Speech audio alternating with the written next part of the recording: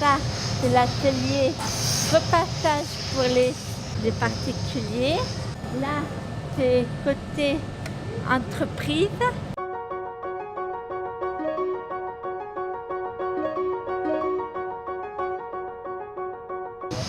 c'est ma place. Je fais l'accueil aussi en même temps. Il y a une période d'essai de 3 mois à 6 mois. Et à ce moment-là, nous, on fait l'évaluation professionnelle sur les capacités techniques, ses compétences professionnelles, voir sur quel poste il va s'épanouir le plus sur l'atelier. Et après, au fur et à mesure, on met en place des formations bien spécifiques pour qu'ils puissent tourner sur tous les postes que nous avons sur les ateliers. Moi, je travaille pour la sécurité sociale depuis hier après-midi.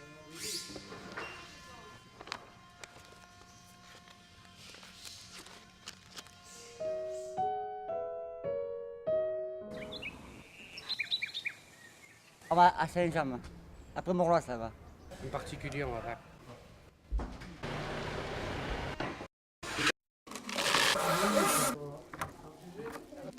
On est dans un CAT, c'est parce qu'on a des fois, on est un peu... des fois, on est malade, on est un peu handicapé, quoi. Mais c'est pas parce qu'on est handicapé, on peut arriver dans un monde à l'extérieur. Je peux stationner? Oui. Réponse A. Non. Réponse B. On travaille avec les ESAT, les foyers. Quand la personne vient, on fait un projet. On se rencontre avec donc la personne, le référent et un animateur de l'atelier, et on décide d'un projet. Pourquoi la personne vient, quel est son souhait? Le code de la route, ou Internet, ou des recherches personnelles. Ça peut être aussi juste le bien-être. Je veux un peu plus tard m'acheter une petite voiture sans permis. Mais c'est pas moi qui commande, c'est ma tutrice. Je prends les impôts. Vous allez me trouver, vous allez dire pardon monsieur, à que ça m'intéresse, je vous fais pour prendre n'importe quoi.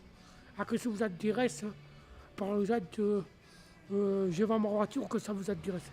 Moi, quand ils sont sortis de là, je n'ai pas le droit, ça veut dire, vous faire. Je vais vous expliquer, les personnes comme nous, qui sont sortis de là, on n'a pas le droit de vous faire un chèque. Ça veut dire, on ne peut pas vous signer un chèque sans l'accord du tuteur sur la valeur de votre voiture. Quand on a pris le dossier, il y avait des dettes qui s'accumulaient.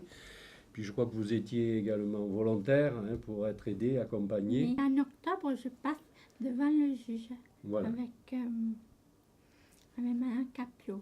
Madame Capio. Pour renouveler. Depuis la réforme, donc, mise en application en 2009, exige le réexamen des mesures de protection. Il faut savoir qu'avant la réforme, vous aviez une mesure, elle n'était pas limitée dans le temps, alors que maintenant, elle est limitée dans le temps. En principe, c'est 5 ans.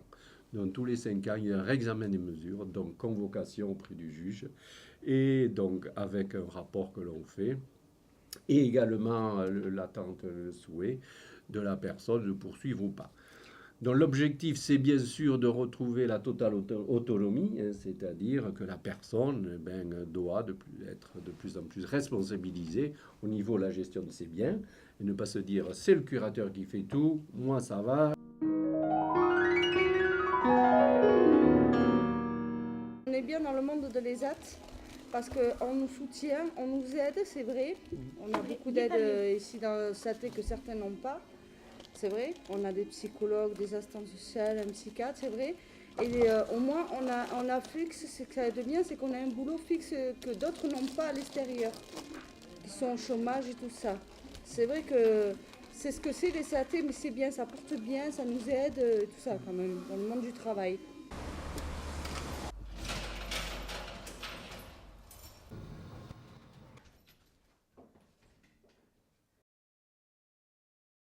Il faut demander à la personne, à mon colocataire, si je peux inviter des gens, mes parents, mais pas faire dormir les personnes.